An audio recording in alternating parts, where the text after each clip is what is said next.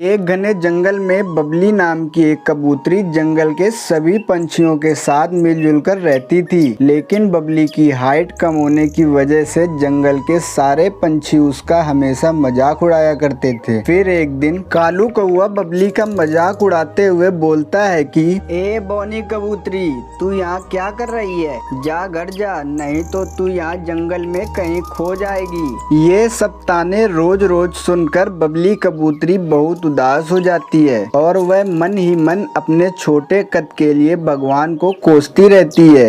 हे भगवान, तूने मुझे इतना छोटा क्यों बनाया है? मैंने तेरा क्या बिगाड़ा था जो तूने मुझे ऐसे बनाया?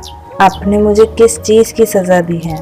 फिर एक दिन बबली कबूतरी काम की तलाश में जंगल के एक सेठ के पास जाती है और उससे बोलती है कि सेठ जी, मेरे लायक कोई काम हो तो मुझे काम दे दो। मैं उस काम को बहुत अच्छे से करूँगी और मेरे काम से आप कभी भी निराश नहीं होंगे। क्यों रे बोनी, क्या काम करेगी तू? तेरे तो खेलने के दिन ही नहीं खत्म हो रहे हैं। ये सब सुनकर बबली कबूतरी बहुत दुखी हो जाती है और वह रोते हुए वापस अपने घर चली आती है। और घर आकर बबली कबूतरी सोचती है कि ऐसी जिंदगी का क्या फायदा जहाँ मेरी कोई इज्जत नहीं करता और न ही मुझे जीने के लिए कोई काम मिलता है। इससे अच्छा तो मेरा मर ही जाना ठीक है। इतना सोचकर बबली कबूतरी मरने के लिए जंगल की तरफ निकल पड़ती है। फिर जैसे ही वह मरने के लिए नदी किनारे पहुंचती है, तभी पास ही में बैठा एक जादुई उल्लू उसके पास आकर बोलता है कि क्या हुआ बेटी, तुम अपनी जान देने क्यों जा रही हो? मैं मरूं नहीं तो और क्या करूं?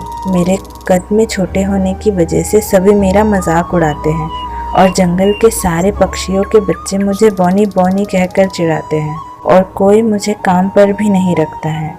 इसलिए मैं आज अपनी जान देने जा रही हूँ। बेटी, ऐसा नहीं सोचते हैं। जिंदगी तो भगवान की दी हुई सबसे अनमोल चीज है। इसे हमें ऐसे नहीं खत्म करना चाहिए। फिर आप ही बताइए, मैं क्या करूँ?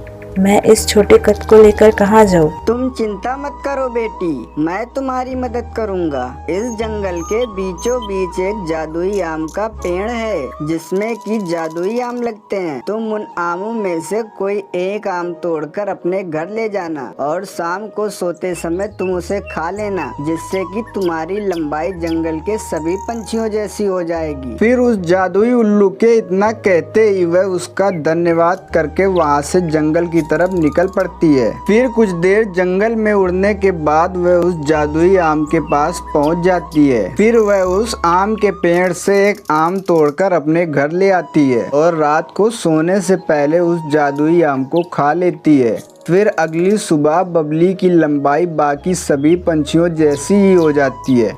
फिर बबली खुशी खुशी आत्मविश्वास के साथ सभी के साथ रहने लगती है।